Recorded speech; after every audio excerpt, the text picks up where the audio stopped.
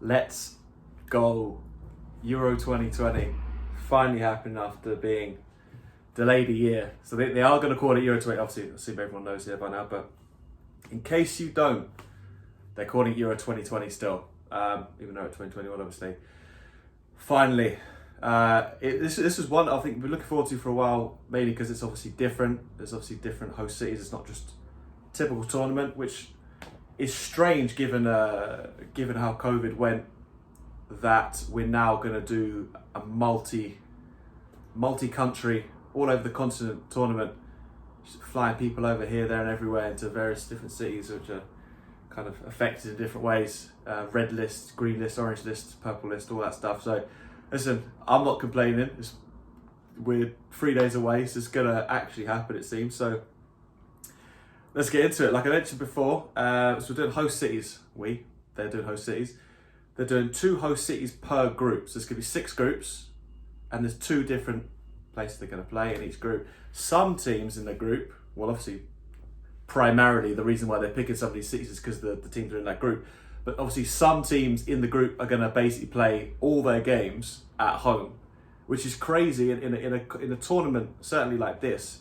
The whole point of the European Championships or the World Cup or Copa America is that they're played in one tournament in one country, and obviously everyone flies to that country. Maybe you get a host nation, which is it's obviously rare. You know, it obviously passes around the different countries, but now we've got some countries like Denmark, we're going to get into, have got all their games at home, which is massive advantage to some of these teams.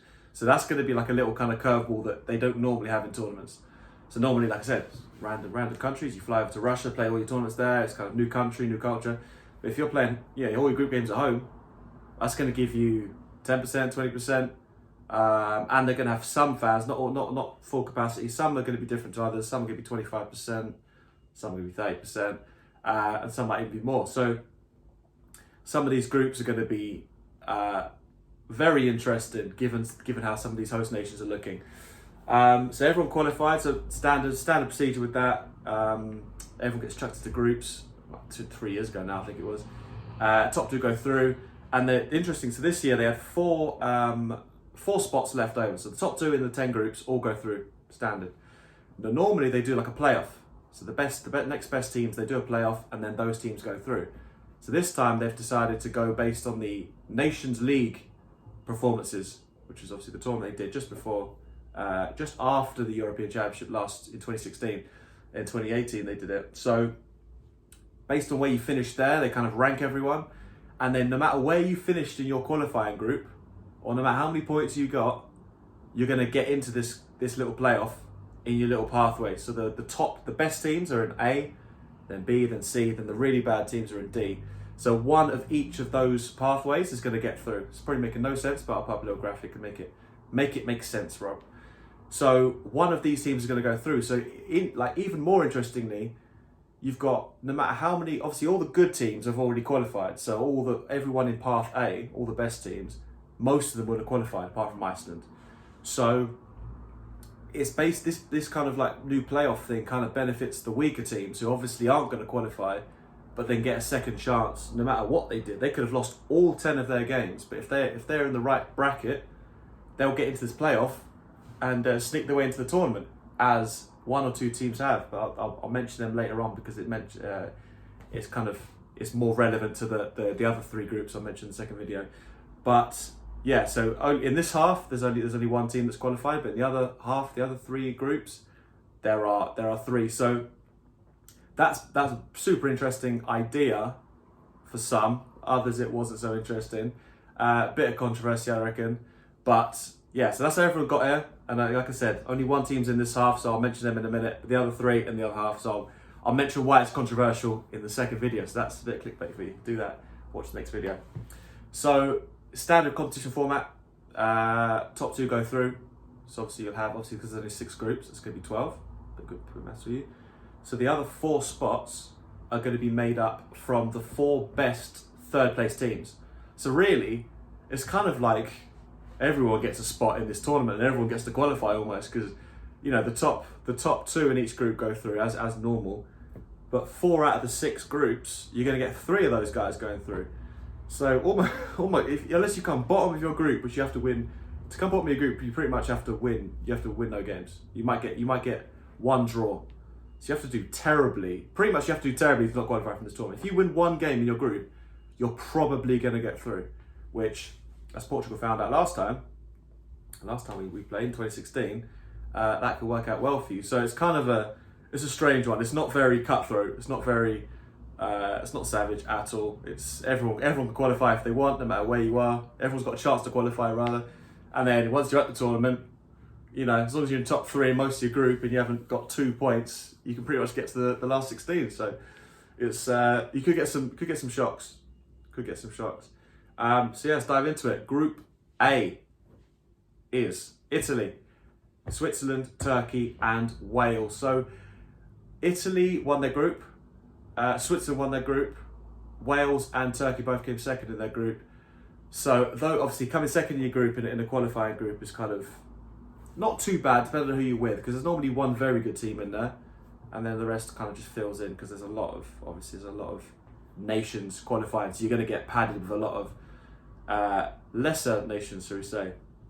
So Italy being one of the favourites, they're obviously not what they once were, but they're still pretty good. They still should have way too much for these guys in this group. Looking at some of the other teams, I mean, Wales 100-1 to win the tournament. I don't think, Gareth Bale's going to have to work some magic to get them through here. What's interesting about this group is obviously, like I said, with the top 3 going through in some of these groups, my understanding is that if you're in a group that's close, so Switzerland, Turkey and Wales, obviously Switzerland and Turkey are probably on paper that's slightly better, but those games could be close, so you can get draws, you can get wins either way. So it's likely that 3 of those will go through. So 2 of the teams other than Italy are expected to go through, but it's likely that you're going to get 2 more going through there because it's kind of close between the 2nd, 3rd and 4th. So when there's like a dominant team and a really bad team, that's when you're probably not going to get all 3 teams going through. But when it's kind of even, you're probably going to take points of each other quite often. You're probably going to get draws quite often. So that's entirely possible. But of course, if teams win and don't get any points, you're not going to get through. But I think when it's more competitive, even though it's only 3 games, and obviously one of them's against Italy, so you've only all these other 3 teams other than Italy have 2 games to basically get 4 points, and they could all do that. They could all beat each other. Switzerland could beat Italy, Turkey could beat Wales, Wales could beat Switzerland, and then the other game was a draw. And then suddenly you've all got 4 points, and you could all go through. So you could end up. This could be a group actually, where even though I don't really fancy Wales too much, this could be a group where all 4 of them could be on points to qualify. And I don't think even if you get 4th place, I don't think it's even possible actually mathematically. So let's say Wales get 4 points. Let's say the next 3 teams get 4 points. And Wales end up bottom of the group with 4 points, and some of these other teams may get 3 in the other groups.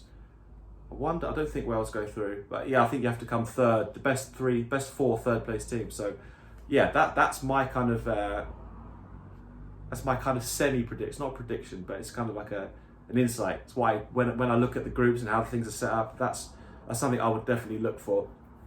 The host nations in this particular group is in Rome and Baku. So obviously Italy play all their games at home, so they're already favourites and they're playing all their games at home. So that should be quite straightforward for them.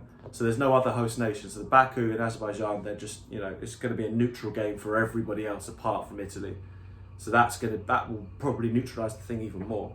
So that's going to be quite interesting, that particular group.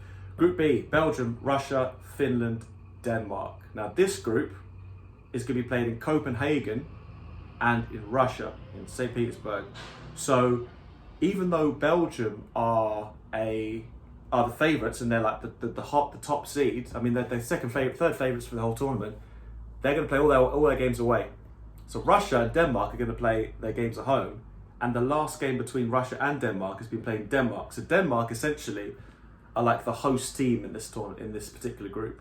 Even though on paper, I mean Russia went to the semi-final of the World Cup last time out. Belgium are the favourites, and they went, they've smashed their group, unbeaten in their group. Your boy Lukaku hammering teams. Hazard, on paper, they're maybe the second or third best team, but they're not going to be playing at home. So it's going to be harder for them a little bit. I mean, there's a chance of a shock for sure. Kind of away from home, proper tournament vibes. Whereas, like I said, Denmark and Russia are going to play their games at home. Well, Russia are going to play 2 of their games at home. And Denmark are going to play all their games in Denmark. They won't even have to leave the country, which is, I think, a massive advantage. Massive advantage. You get to be at home. I don't know what the quarantine thing works, whether you're allowed to, I don't think you're allowed to be at home, but it'd be a bit of a risk if you were, I think. But yeah, I think Denmark, wouldn't rule Denmark out to steal something there, to be fair. Like, Russia are nowhere near as good as they were, but playing games at home, man, like, especially Russia, less so, but Denmark play all their games at home. If they grab a few draws and then beat Finland, I mean, if Belgium struggle a little bit, I definitely think, one thing I will say, I think as I look at them, I do think you will get 3 out of this group. I think Belgium are going to win that group. I like Denmark before I found out they had all their games at home, but I like Denmark even more now for second. I think Russia will get enough there to get one of the third qualifying spots to get out of that group. So yeah, given the home advantage is in 2 teams this time, I think that's definitely almost definitely a group that I think you're going to get 3 out of. So expect kind of 3 out of that particular group. And another interesting bit, as you look further into the next round and the quarterfinals, the next round is going to have Group A and Group B, second place teams playing each other, which is super strange. It's not normally you get first playing second or first playing third or maybe, but this particular leg, you're going to have the second place in Group A and second place in Group B. So you could have Switzerland, Denmark, as I have, Switzerland, Denmark playing each other in the last 16. So one of these teams is going to be in the quarterfinal. And I'll tell you who they're scheduled to meet. It's quite an interesting, the way things have kind of panned out, it's actually quite interesting. So, not winning that group could end up quite well. Obviously, the winners do end up playing a third place team, so a team that hasn't done too well. So it'll kind of level itself out by the time you get to the quarterfinals anyway. But listen, if you want to get yourself to the quarterfinal of the Euros, come second in that group, and then you've got Switzerland or Wales or Russia or Denmark to try and battle it out. So that's something interesting I've learned, very interesting I've learned from that. Group C, Holland, Austria, Ukraine and North Macedonia. North Macedonia are one of the teams that qualified from the playoff system. They got through their little pathway. So they're literally the biggest outsiders. They're like absolute rank outsiders. So they shouldn't be doing anything. They did come third in their playoff group, so they're not, not absolute scrubs. But I mean, they conceded more goals than they scored. They had an even record, 4 wins and 4 losses. Given Austrian and Holland and Ukraine, I don't fancy them too much. I will, definitely rule them out for qualifying. I also think this one, like I said with Group A, I think this is going to be one that you're going to have 3 come out of because of the competition, and probably more so in this case, you've got North Macedonia to lose probably all their games. So I think Austria and Ukraine will definitely get 3 each, and then probably maybe steal a point off of Holland or whatever they might do. But so I think you're probably looking at one of these teams, one of those 2 teams could end up with 6, and they could end up really threatening to try and win the group. So I think definitely you're gonna get 3 out of that group. So B and C, I think you're gonna get 3 out of. I think you get 3 out of B and C. A, I'm pretty sure you're gonna get 3 out of, just because of how the other groups are stacking up. There's some of these that I'm not too sure, but I think you're gonna get all 3 of these so far. You're gonna get 3 out of this particular group. The host in this group, the 2 hosts, is gonna be Amsterdam and Bucharest. So obviously there's no Romania in this group. So you're gonna get Holland playing all their games at home. Bit like Belgium, not Belgium, bit like Italy. You're gonna get all your games at home. It should be pretty good for them. I mean, they're a decent team. They're obviously working their way back from having a very, very good squad. They've got a lot of very, very interesting players. Memphis Depay, chief among them, I'd say, their top goal scorer. Austria, Marko Arnautovic will be in there. Ukraine, have kind of struggled recently. I mean, they did win their group with Portugal in it, which is interesting. I mean, Portugal qualifying is always kind of very hit and miss, even though you've got Ronaldo who wants to score 10 goals in every single game. So they did win the group with Portugal in it. So there is a bit of kind of history there, and they did have a good record, goal scoring record in their group. Holland and Austria both came second in their groups. Holland came second to Germany, which is no kind of shame, because Germany are obviously very good. Not as good as they were, but still very good. Good enough to win groups, clearly. So yeah, I think definitely get Holland first. And I do think Austria, Ukraine, this is one I was kind of back and forth, and I'm still not too sure. But I do think Ukraine will probably get out of there. But there's every chance that Austria and Holland both beat the other two teams. And then Ukraine could end up with 1 point. So it depends on how the other teams go. This is kind of on the fence for me. I'm not 100% on it. But Ukraine, just because they won the group, I'm kind of thinking, okay, they must have done okay. Didn't see too many goals in their qualification group either. Didn't lose either. So, for those reasons, it's kind of like all stacking up. I think Ukraine might do bits there. So yeah, so that's going to be part one. Just want to break it down into two separate videos, make it easier to digest.